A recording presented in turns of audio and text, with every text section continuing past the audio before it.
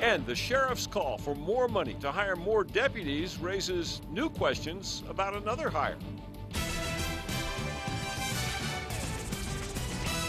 Some people are now questioning how he spends the money he already has. They're zeroing in on his high-paid advisor, a position this sheriff created. News 13's Katie Kim is in the Newsplex.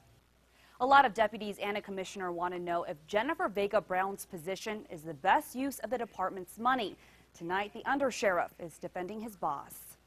You see her time and time again. Jennifer Vega Brown was hired a year ago at $86 grand to be BCSO spokesperson and legal advisor to Sheriff Dan Houston.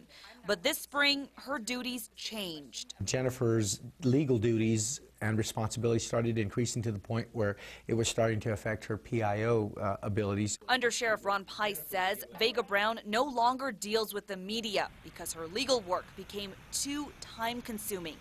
It begs the question. What exactly does she do on a daily basis in terms of the legal advising? She's kind of like a legal troubleshooter. Pice says Vega Brown does everything from investigating deputies in trouble to giving advice in sticky situations to being the liaison between the union and sheriff. We had her working on the seizure program. We have her working on our GPS policy.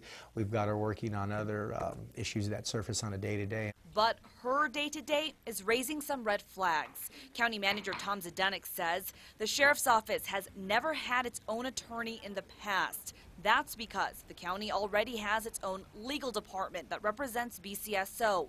Commissioner Maggie Hart-Stebbins also raises concerns, saying Sheriff Houston has asked the county for millions to hire 20 new deputies over the next 2 years. When he's asking for budget expansions, we want to make sure that those additional dollars are going for deputies in the field. And not for administrative staff.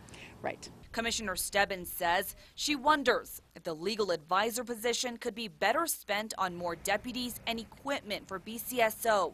But Under Sheriff Pice says Vega Brown's position is more than necessary. For instance, we're at a crime scene and or a police shooting and we need a question answered immediately. She's right there.